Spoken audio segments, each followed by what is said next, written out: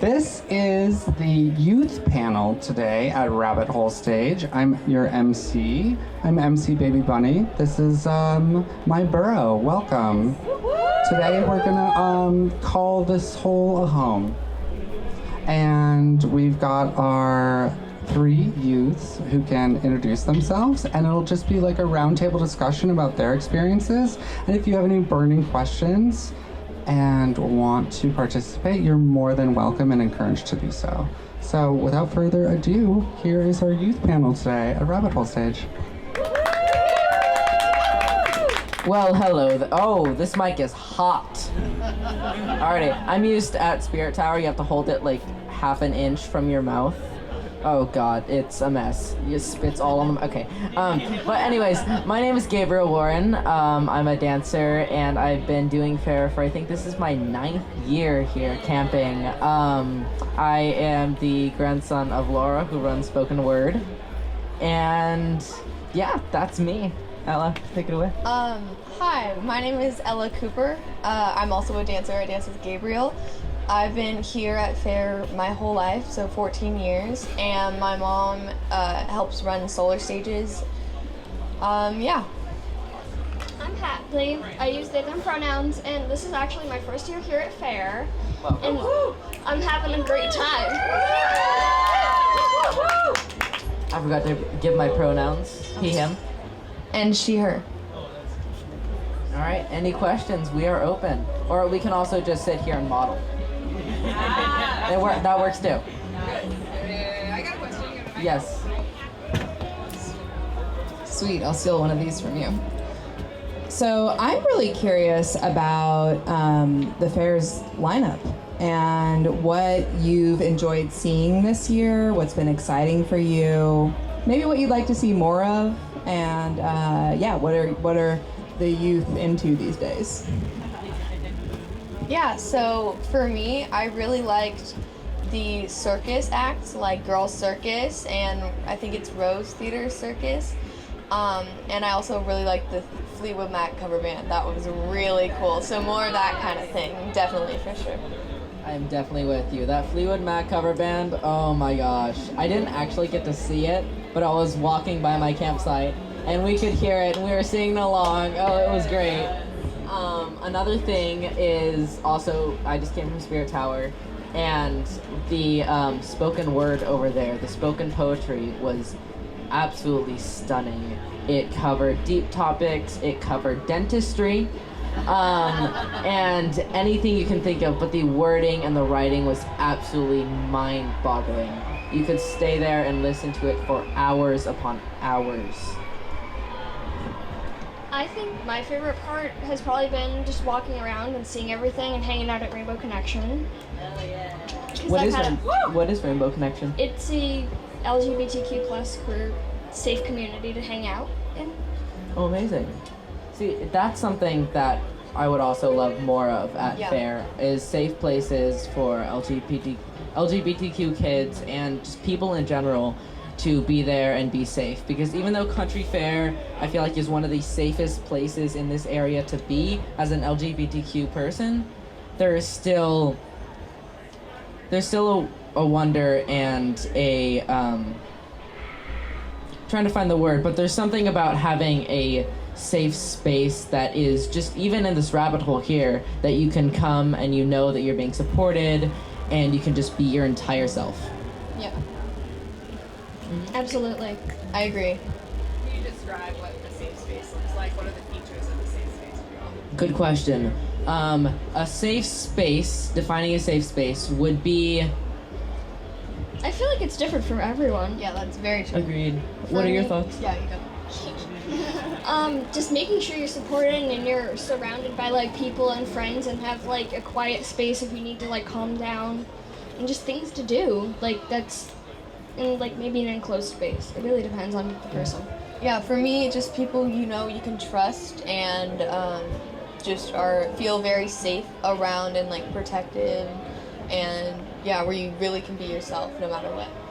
I love that. The trust in there, definitely people that you know, that you can trust. And also this sense of being able to relate to people. in fair, there's so many. I'm getting a ring on the microphone. Okay. There's so many people, many varieties of human, and having a place where you can having a place that you can go to that you can relate to someone there. For example, when I was younger, I used to wear dresses a lot. I went around in full sequin outfits. Some of you may remember I was tapping over a community village in a full sequin rainbow bike tart. Oh, it was great. I tapped with Fooble the dragon, going by the name of Glitterfern, and I might do that again tonight. And I think going to a place where you can really feel yourself and relate to other people that might be experiencing troubles related to that, and experiencing sort of the same life that you are living, can be really helpful in a place like this. Definitely go watch him though. He's really, really talented. Thank you. Okay, I have a question for you. Yeah. Let's see here. Okay, where do I need to be? Thank you. Okay, so, one of the things that I've experienced that I want to know if you have, like, can relate to is, like, or how you deal with kind of, like, the intergenerational, let's say, knowledge gap of, like, what it means to be queer or what it means to be a youth. And I find, like, a defining feature of a safe space for me is, like, my identity is not up for debate. Like, I don't have to, like, go into a space and have to, like, explain myself, or I can just be seen for exactly who I am, like, without any, I guess just, like, explaining to people what that means, you know? There's a shared understanding of our experiences as, like, queer people too, and I want to know how you deal with that, or, like, what that means to you. Let's go. I'll go. I agree. Just having like a space where you can just be yourself and not have to worry if that anything or anybody's gonna come out and harass you for it. Like school can be sometimes, which I hate. But it sucks. I've got called a slur for wearing my really nice Doc Martens on the first day of Pride Month. And it was behind my back, and one of my friends said, "Oh yeah, this homophobic dude said this about you." I'm like, okay, well, whatever. I take it as a compliment, but not cool.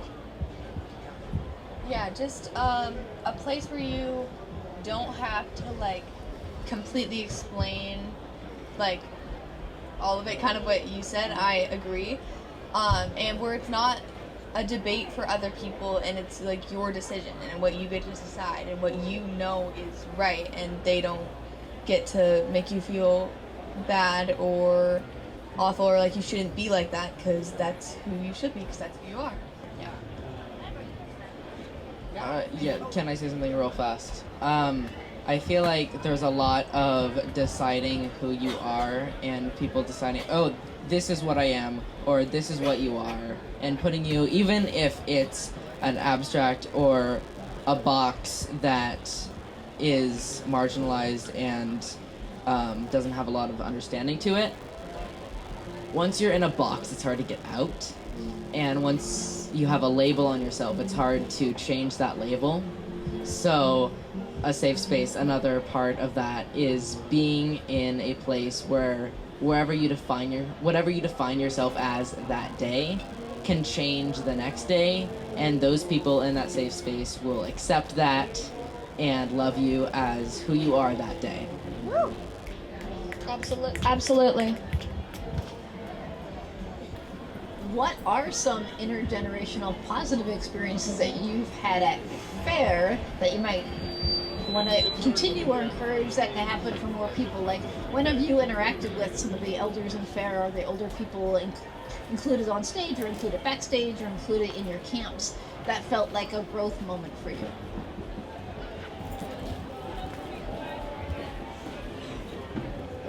You guys go ahead. Can you say the question one more time? I was trying to figure out Mike's stuff. No. What are some times that you've done some things intergenerationally that you've worked with adults Got it. So, some growth moments that I've seen between different ages on different stages. And for me, that's a very good question. I'll have to think for a moment. I think something that I see a lot from interactions between younger kids and older members is this kind of detachment of,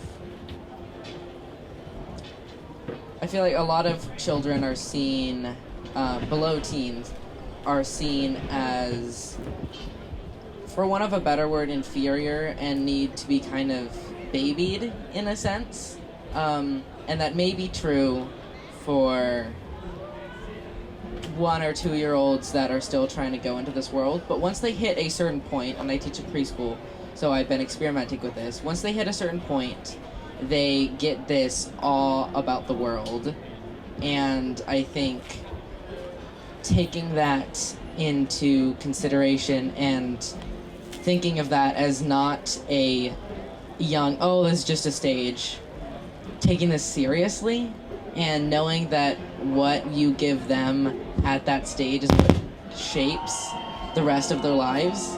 I've been talking to my preschoolers as adults and talking to them with not this cute, what? With respect, thank you. That's exactly the word I was looking for. With respect and as an equal, instead of looking down upon them. I see that improvement, so. Yeah, I 100% agree with Gabriel. I've had a couple instances like that where some people who are like older than me just like think that I don't know like what I'm talking about, or they talk to me as I'm like a toddler instead of like older than that, and it makes you feel really inferior and stuff. And of course, like, they are older than you, so they're a little bit superior, but like they should definitely talk to you in a sense where you feel comfortable and like you want to talk to them back. Yeah. I feel like just working with my coworkers at Rainbow Connection, I like talking to adults more than people my age, really. Yeah, I agree. Because they know more things and they're funner to talk to because they have more things to talk about, and they're not no offense, but they're not as obnoxious as other teenagers can be at times. You're not wrong. You're not wrong. Have you had an experience that you liked that you were included? Yeah, not specifically that I've been included, but I see a lot of the older generation being very inclusive and like asking first and foremost what your pronouns are, for example, so they know what to call you, and I've seen a lot of that, and it just makes me feel so much more welcome and like more comfortable, because I'm like, oh, okay, because they understand that and they will use them appropriately, and it's nice to see. And then you won't accidentally misgender someone. Exactly. And also brings empowerment to yourself. Absolutely, to define absolutely. yourself as something, whether it's a pronoun or a new name or a style of dress. It brings empowerment of how people see you. Absolutely. Any other questions? Yes. Thank you. So I'm 33, I'm a millennial, and I find generational differences really interesting. And so something I was wondering is, what do y'all feel like are things that you would like for millennial queers, millennial fairgoers, in general, to know about your generation that you think would make us better allies and community to you?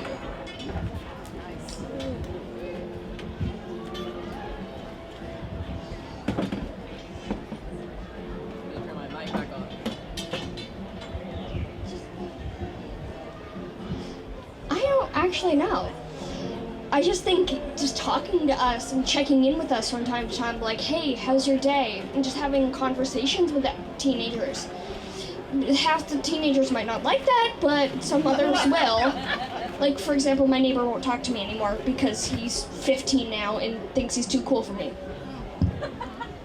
Yeah, I agree. I also think there are a lot of people who think that this newest generation is like the doom or the end of all of us. So like, for example, I was talking to another couple and they were really sweet and stuff, and they were like, oh, now we know that we have hope for the future. And I was like, well, thank you.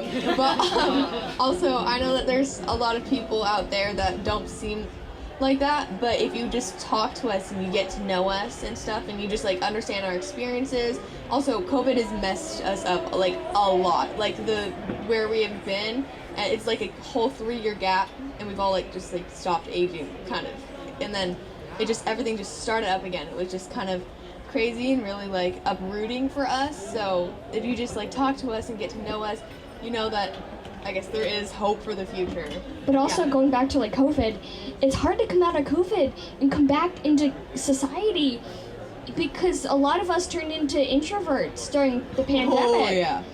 And I missed because both being an extrovert and an introvert all at the same time is fun, but also it's tiring because you gotta practice like how much you talk, how much you don't talk. It can be tiring sometimes. Yeah, for me when COVID started, it was like right at the spot where we were just like growing into ourselves and we were kind of learning who we wanted to be, and it was like those like 3 most important years that we just like needed to shape ourselves, and then we just kind of like jumped and we like skipped all of it, and it was just kind of crazy and a little jarring. So for me, in my opinion, it's like all changed and everything is all very different now. How old are each of you? I'm 14. 15. 16. Okay, cool. Yep. You might want to come up here. I can come up. So it's just not.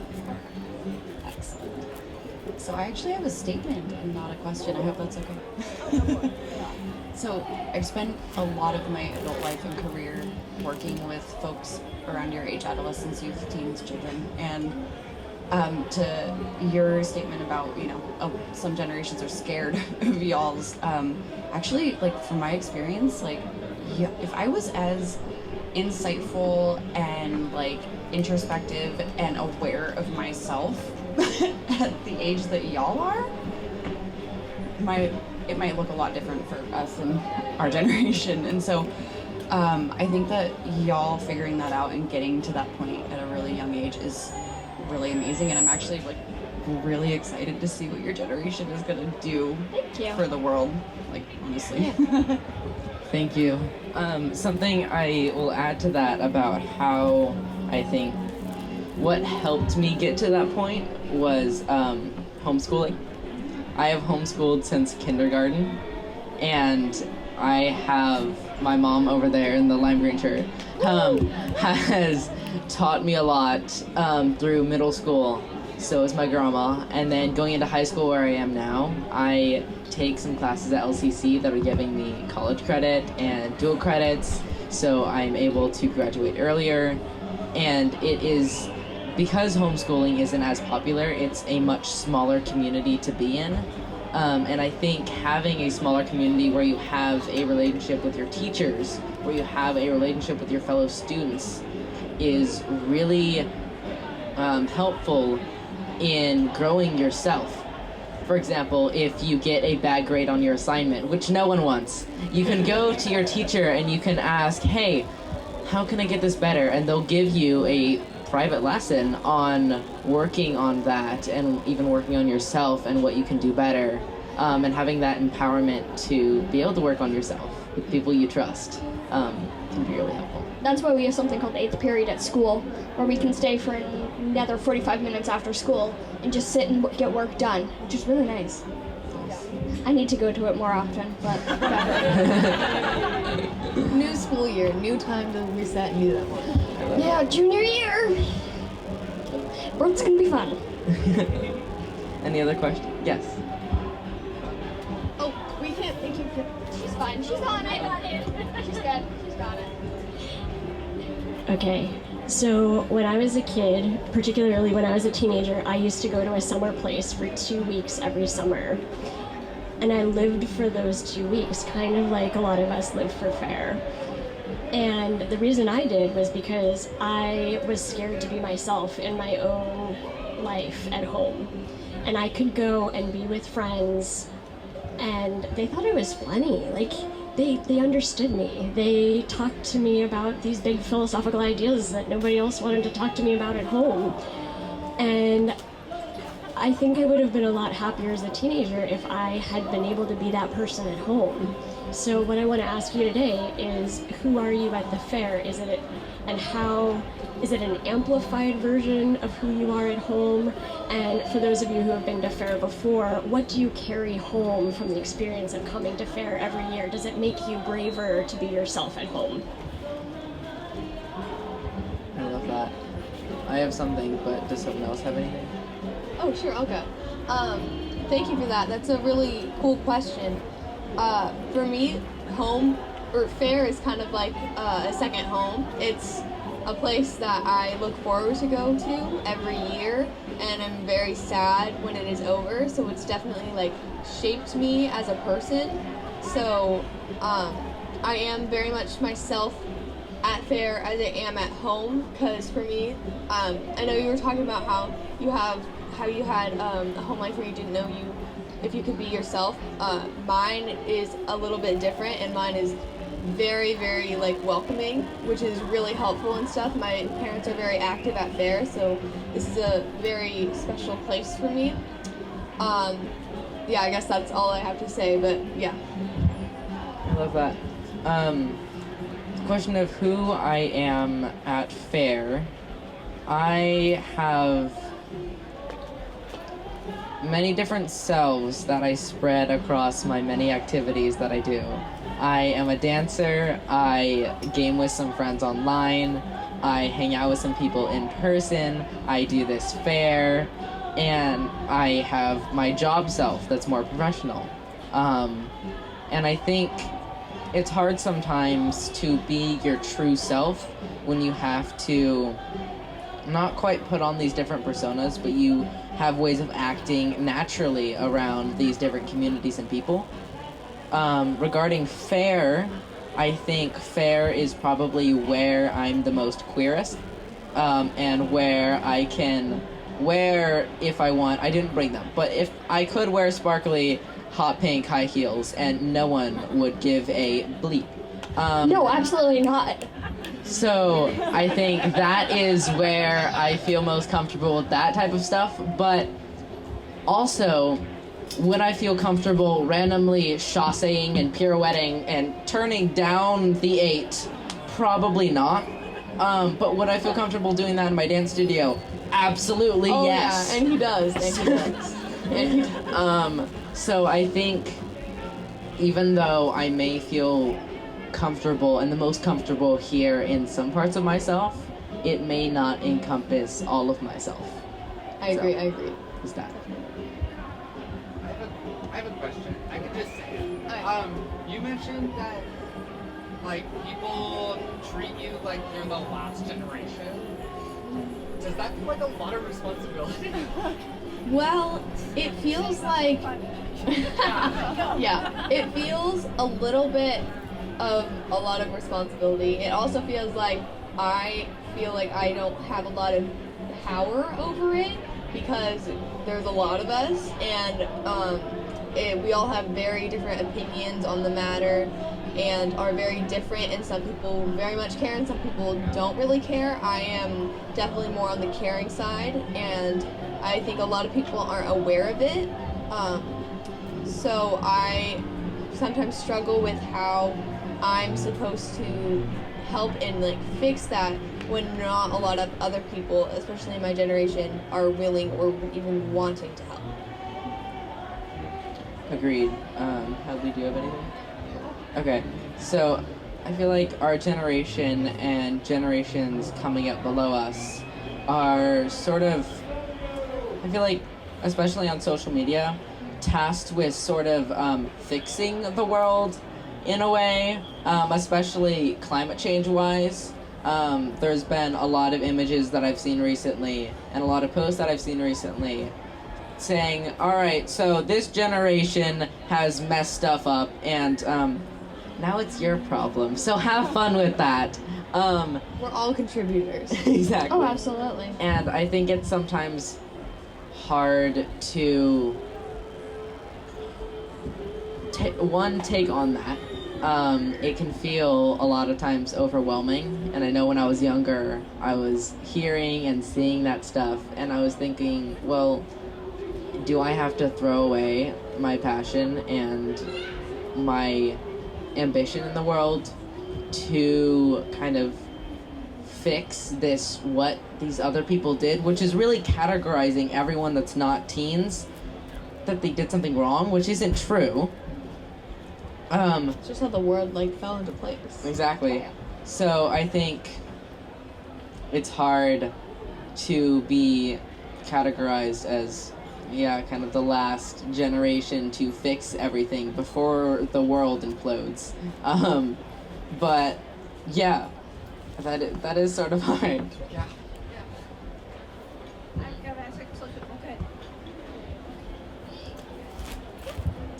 Going off of this conversation, when you said that somebody said, well, now I have hope for the future, that makes me wince because it made me wince when I was told the same thing when I was your age.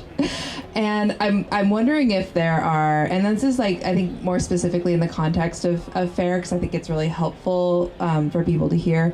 Are there things like that that are uncomfortable or unhelpful that you encounter like in the FAIR community with like phrases like that or suggestions that you have for people to like relate to youth differently or make them more welcome or just like, are we putting our foots in our mouths and how can we not if we are? That's a really interesting question. There are definitely a lot of those that I could think of. The one you're talking about is for me also very cringy. I'm kind of like, oh, well, I mean, I get that our generation is like that, but also it's not. Yeah. It's up to us to like fix everything. One for me a little bit. Yeah, I don't know. Those are the only two I can think of for right now. I agree. It's up to us to fix everything is a comment that I get a lot, and it's a comment that I really hate because it's all of our jobs combined to fix the world and make it a better place, and to kind of give it to someone or give it to a group of people is kind of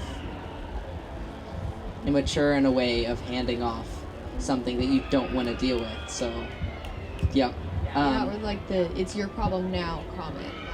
Mm-hmm. I can't think of really any comments that I've heard at FAIR. Yes, FAIR specifically is different than real life. But out in the world, that's definitely one of them. Adley? Yeah. No? But yeah, comments that I hear out in the world, let me think. There are comments, I feel like there's sort of two categories of comments that I get. There's one category kind of categorizing teens as super knowledgeable and we sort of the savior-ish as we've been talking about. And there's another category of comments that are sort of telling us that we don't know anything and we shouldn't be speaking up and we don't have a place until we're, 20, 30 something. Or we're not the smartest group of people ever, which I can disagree. Exactly. So I think those are the two comments that I get most, and they do affect you, but I personally have sort of trained myself. Unfortunately, it's sad that I've had to do this, but trained myself to kind of get rid of those comments and try and not have it affect me, brush it off. Me too, I agree. Did you have a question too? Now I have two, and I don't know which one to ask. Do both, go for it. Yeah. Very, very different questions. Do the one that most relates to the topic at hand. Okay.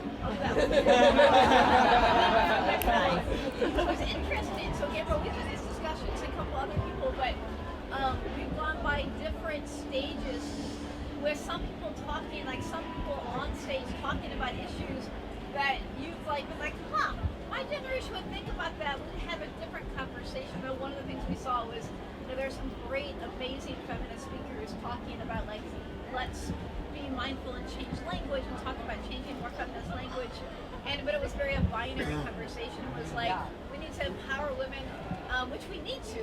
And I think it was interesting to talk to you guys about, yes, and that was such a binary language, and that was like an old school way of like talking about these issues. And didn't know about that one or other things that you've seen that you feel like it's kind of an old school way of thinking about it. I wish I could. We should find new language to have these conversations instead of using the old language that may not be relevant anymore, because there's going to be definitely better language nowadays than back then.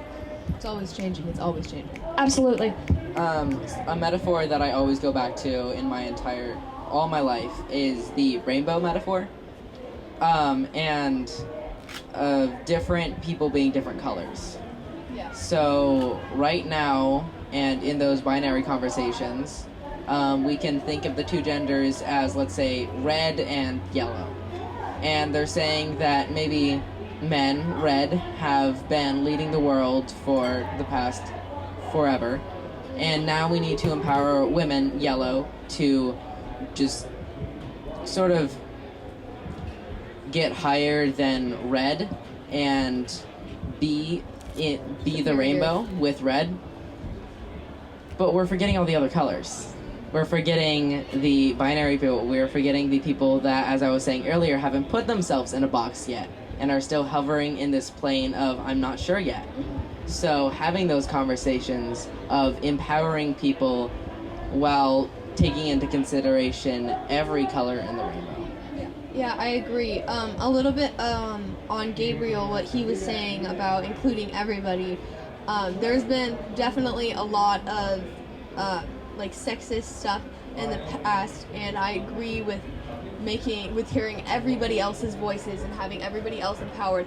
I do hear a lot of like putting men down, and in my opinion, why can't we all be equal? Like have not a mix of both. Yeah, and not have just like one like get back at the other gender, and like so they have to be superior to be like better than the other gender and get back at them from what they did in the past, because it was very awful. But why can't we all just kind of be equal now? It's not a seesaw effect. My second question was, how is it to not have social media? Is it good? Do you think it's like a break, or do you miss it? Yeah, so her question, by the way, was how is it to not have social media? For me, I don't have a lot of social media. I'm only allow 1 to 2 platforms, and right now I only have Snapchat, which I use more of a communication device instead of a social media platform. I think that there has been a lot of hurt and awful things done and said on social media, and I think it is very difficult to have the conversation of is social media good or bad, because there are very good parts and very bad parts to it. It's a very two-sided conversation. I think that it is very good to have a break from social media, or time limits, so you only have a specific amount of time, because too much on social media can really change your perspective and your image in a good and a lot of the time bad ways. And that's my experience. Is it nice to have a break? Yeah, definitely. On time limits, when I first got social media, I set myself specifically on Instagram for 1 hour a day. Now, for the first few or so days, I was meeting that hour at around 2 or 3 p.m. But as I progressed now I've had Instagram for over a year, I find myself increasingly never hitting that hour and never getting that notification of, oh, you have 5 minutes left of dead scrolling on the internet. So I've recently set it to 30 minutes, and I found that the social media, when I have such a small time frame on there, is less of dead scrolling and more of interacting with people. So I go on social media to send my friend a video. I go on social media to check up on how my friend in Australia is doing. Maybe in Europe, what are they doing? So I have found the recent lack of social media here as one, a break from the wider world, yet also two, sort of sad that I'm not connecting with those people that I may not have their numbers, or I may only be communicating with them through funny cat videos. So I think, as Ella said, there's good sides of social media and there's bad sides of social media, and when you don't have them, there is sort of a loss and a gain at the same time. So I'm only on Instagram too. The only reason I think I got it was just to connect with people that I haven't seen in forever, because there's no way I'm gonna see them again soon and get their phone number. So if I remember their names, I can find them online and say, hey, how are you, and just say hi. But the dead scrolling has happened multiple times. I could be better about it, but rabbit holes happen when I'm bored and done with watching my TV show. So I could set a time limit. That would be an idea. I should try that, actually. Yeah, we've talked a little bit about the good things of social media, and we could talk about some of the downsides of it, like, for example, like cyberbullying and bad, like, body image, and just, like, really awful, like, things that you can get on your feed that you just really don't want to see, and it just, like, kind of ruins your day. That for me is, like, I've definitely seen some of those. Going off of that, my cousin got TikTok around a year ago as well, and started posting videos of himself on there. Or he started posting videos without his face on there. He was getting, I'm not sure, around 1,000 views a video. And then he started showing his face, and he started getting comments of how his lips moved, or how he has really long hair, and how he shouldn't have long hair, and how he should cut it, and how he looks weird. And even though he was, like me, homeschooled, so he had, he learned about that ability to kind of throw away those comments. Those comments still stuck, and he found himself, after a month of posting videos with his face in it, he didn't anymore, because it was just too much to handle. Even though he could throw it away, it's still something clinging at your mind that takes an effort to put away. It takes a toll on you. Correct. I have a burning question. Yes. Specifically, I think for you, but also for too. So, like, I'm a trans woman, and, like, finding that identity, like, took me a really long time. Like, I find myself, like, sometimes just, like, jealous of younger trans and queer people being able to find that so early, because I didn't know another trans person in my life until my 20s. And I want to know if you have, like, queer role models in your lives, or, like, other trans people that you, or role models in general that you look up to, and you're like, oh, I could be like that person. That's, like, a way to live that I want to be. One of my really close friends, she's trans, and she's going into her senior year of high school in the fall, which is really exciting. She's absolutely amazing, and we've connected on a pretty deep level because she's had similar problems and neurodivergent things along with me, and we just understand each other a lot. And they're like, oh, I've had this problem, and I'm like, oh, hey, me too. I get that. We connect on a deeper level because she's had things that maybe not everyone will understand have happened to them. Yeah, my grandma, she came here after she had my mom from England, and she soon after divorced my grandfather because she realized that she was a lesbian, which is really cool, a really empowering story. And she found her partner Barb, and they have been together for a long time, and it's really cool. So she's one of my biggest role models as a woman and just coming out to her parents, and my grandfather who's a little bit more on the conservative side. And it was just really cool to hear about that and hear her story, and so she's one of my biggest role models in my life. So my biggest role models are my parents. Or queer role models. I call myself a queer spawn because I haven't quite categorized myself in the LGBTQ spectrum, but I did when I was younger experiment with wearing dresses and quote more feminine things. And my parents really supported me through that. But my dad is also trans. He taught Baby Bunny right there at the university. And both my parents tried to get married several times. And at that time, he wasn't legally transitioned, so it was still a quote gay marriage. And at that time, you can probably tell the story better than me, but at that time, it was illegal to legally get married as a gay person. So they tried to get married, didn't happen. Then the state, yay, gay people could get married, let's go. So they went straight to the office and got married, and then a month later they said, no, you can't get married. So that happened around 3 times, and finally they got married when I was 3 or 4, and I remember being there at the wedding, legally married, first time actually official, they're not changing it. And I think that was really an empowering story of even when walls are blocking your way, huge walls, you just keep pushing through and nothing stops you. So I also tried labeling myself as I tried labeling myself as pan for a while, but then I was like, no. And then I was like, maybe bi, no.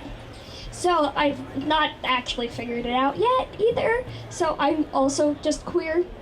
So I tried, and then I was like, no, this doesn't make sense for me. This is not my label. That's okay. Oh, absolutely. That is okay to not know. That is very okay. Absolutely. And a lot of people think that they have to decide on one specific thing, or or 7. Yeah, or they can't, or if they choose one thing and they tell some people about it, and then they can't go back, and they can't be like, oh, I found out that that's not who I am, because they get kind of backlash for that. That actually happened to me, and it was a little difficult, and it was people found it really weird because I came out as bi and realized that that wasn't very fitting for me. And when I told people that that wasn't who I was anymore, they got kind of weirded out. But it's it is okay to not know your sexuality or your pronouns or anything. And I think a lot of people need to understand that that is an okay thing to have, and that a lot of people are just still figuring that out. Something going back to the social media, and last thing before new question. We probably have time for one more question. Okay, awesome. Yeah. So going back to the social media thing, I saw recently on social media a lot of people talking about how now there's too many categories in the LGBTQ community. Now there's too many things, and we're getting crazy. There's too many pronouns. There's too many ways to categorize yourself. And I find that strange because in the beginning they were saying that now it's too basic. And then now they're saying there's too many. And pick a side, people. Exactly. And at this point, I mean, now because there's so many, now there's so many opportunities to fit in a box and fit and have a word that defines you, even if you change it, but it is sort of comforting to have a word that defines you. And I love that there's so many now. So yeah. And then last question. Yeah, I have one more question. I'm stealing it. Yes. So if we do another talk like this at the fair, what's something that you want to talk about with us? Do you have a topic or an idea of something that you would want to see happen at fair? For me, this was really cool. I kind of like the idea of just having you guys ask the questions, I thought that was cool, and then we got to answer your questions, and you got to see how we felt, and I thought that worked really well. So yeah, that was We my could opinion. do maybe like an elders panel or an adult panel and have other people come in and ask questions. But I would love to do this again.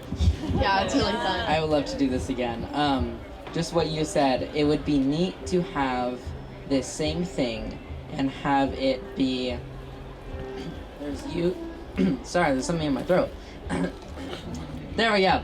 There's this youth panel that's up here, and then maybe following it, there's an adult panel, and then following it, there's maybe an elder panel, and having so many different. Or one of everyone. Exactly. And Yeah, just so you can see other people's opinions, and that's like the whole point of this talk is to get to know our experiences and our like how we see, so you guys can change your perspective a little bit.